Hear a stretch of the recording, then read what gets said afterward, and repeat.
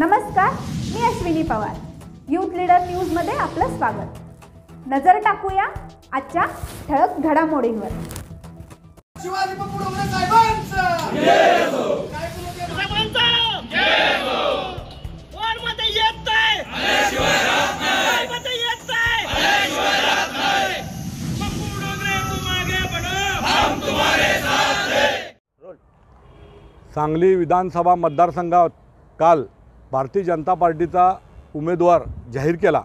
त्या आज सकाळपासून 9 वाजल्यापासून कार्यकर्त्यांची भावना जाणून घेण्यासाठी मी सकाळपासून थांबलेलो आहे. कार्यकर्त्यांची भावना आहे की आपण 2014, 2019 आणि 2024 आलं, गेल्या 10-15 वर्षामध्ये भारतीय जनता पार्टीचं काम करत असताना आपण 2014ला पक्षाचा आदेश थांबलो, 19ला थांबलो. परंतु गेल्या 3 महिन्यापूर्वी राज्याचे देवेंद्रजी फडणवीस उपमुख्यमंत्री यांनी मला बोलवून सांगितलं होतं की तू तयारी कर, ह्या वेळेला तुला तिकीट देणार आहे. 3 सप्टेंबरला सुधीरदादा गाडगिळांनी मला उभारायची इच्छा नाही आहे, मला निवडणूक लढवायची नाही असं जाहीर केलं. तेव्हापासून 2 महिन्यामध्ये माझे कार्यकर्ते पंचक्रोशीतील ग्रामीण भागातील 2 जिल्हा परिषद मतदारसंघातले आम्ही प्रतिनिधित्व करत असताना शहरामधील कार्यकर्ते आम्ही 4 महिने शहरामध्ये फिरून भारतीय जनता पार्टीचा प्रचार केला. माझे अमरनाथ यात्रे गेली 10-15 वर्षे झालं अमरनाथ यात्रा माझी असते. 21,000 यात्रेकरूंचा जत्ता सांगली शहरातून नेऊन आणला माझ्या कार्यकर्त्यांनी. ती सर्व मंडळी गेल्या 15 दिवसापूर्वी मुख्यमंत्री लाडकी बहीण योजना तरुण भारतला मोठा 25,000 महिलांचा आपण मेळावा घेतला होता. ते घेऊन पक्षाचं काम करत असताना पक्षानं अचानक काल उमेदवार डिक्लेअर केल्यामुळं माझ्यावर अन्याय झालेला आहे. आता कार्यकर्त्यांची भावना आहे की तुम्ही 2014ला थांबला, 19ला थांबला, परंतु आता थांबायचं नाही. कुठल्याही परिस्थितीत उमेदवारी दाखल करायची आणि निवडून यायचं हे आमच्या कार्यकर्त्यांचं जाणून घेऊन मी स्वतः ठरवलेलं आहे की ह्या वेळेला 100% उमेदवारी मी दाखल करणार आहे. काय गोपीचंदजी पडळकर यांनी पण माझ्यासाठी प्रयत्न केला, राज्यातल्या 3-4 आमदारांनी माझ्यासाठी प्रयत्न केला, परंतु त्यांचं लोकभावना, सांगली शहरातील लोकभावना अशी होती की शिवाजी डोंगरे या स्थानिक सामान्य कुटुंबातनं आलेला आहे पुढं, आणि सामान्य कुटुंबातनं आलेल्या माणसाच्या मागं राजकीय वरदहस्त कोणाचा नसतो आहे.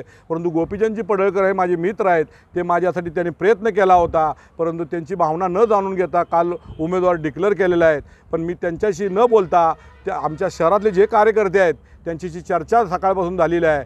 सगळ्यांची भावना एकच आहे की ह्या वेळेला आपण थांबायचं नाही, उमेदवारी कुठल्याही परिस्थितीत दाखल करायची. नाराजी लोकांचे भैया असतील किंवा इतर लोक जे इच्छुक होते त्यांचं कोणाला तुम्हाला पाठिंबा दिलाय का?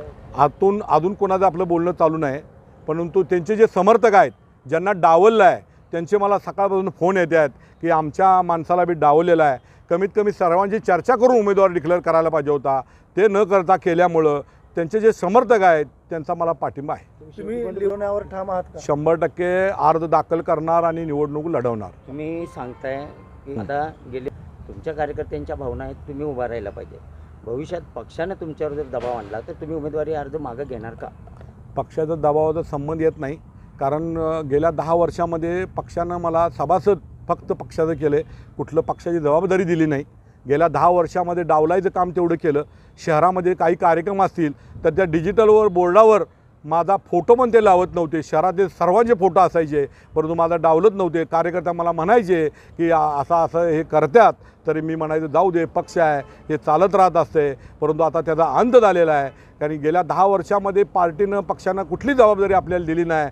त्यामुळं भविष्यामध्ये पक्ष माझ्यावर कोणताही दबाव टाकू शकत नाही. मी निवडणूक लढवणार आणि जिंकून येणार. विद्यमान आमदारांनी निवडणूक न लढवायची घोषणा करणं मग खेळी होती का असं तुम्हाला वाटतंय का? याच्या मागे काय वेगळं? त्यांची खेळीच होती की त्यांचा सर्वे हा कमी झाला होता.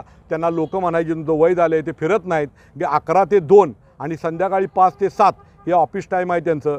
त्यांना जर रोडला कोण भेटलं तर ते म्हणतात ऑफिसला या, आणि त्यांनी फक्त फंड सोडून दुसरं काम केलेलं नाही. त्यामुळं सार्वजनिक जीवनात काही अडीअडचणी आहेत, झोपडपट्टी आहे, शहरामध्ये एवढ्या अडचणी आहेत, त्या अडचणी सोडवायचा त्यांनी 10 वर्षात प्रयत्न केला नाही. त्यामुळं त्यांच्या लक्षात आलं होतं. त्यामुळे त्यांनी एक गुगली टाकली की मला उभा राहायचं नाही, आणि पक्षानं सांगितलं म्हणून मी उभारलो.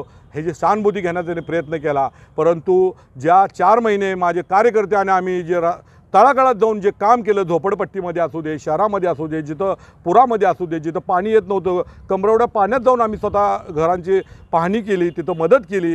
ह्या सर्वांच्यावर पक्षानं आणि ह्या दादांनी आमदारांनी अन्याय केलेला आहे. त्याचा उद्रेक म्हणून माझ्या पाठीशी शहरामध्ये सकाळपासून मला फोन यायला आहेत, तर मला भेटून सांगायला आहेत की आम्ही तुमच्याबरोबर आहे. वंचित घटक जो वंचित घटक आहे तो सर्व माझ्याबरोबर आहे.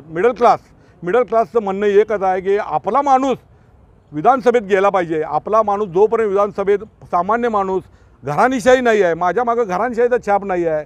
गेल्या 25 वर्षामध्ये माझ्याबरोबर गोरगरीब आहेत, आमच्या गावातील मंडळी आहे, गोसावी समाज आहे, आवळे आहेत, बेपारी आहेत, सर्व समाज हा माझ्यावर आहे. हे माझी भावकी आहे. या भावकीच्या जीवावर मी गेल्या 25 वर्षामध्ये राजकारण करतो आहे. त्यामुळे त्यांच्या जीवावर आणि माझ्या मित्रमंडळीच्या जीवावर मला 100% गॅरंटी आहे, मी अर्ज भरणार आणि निवडून येणार.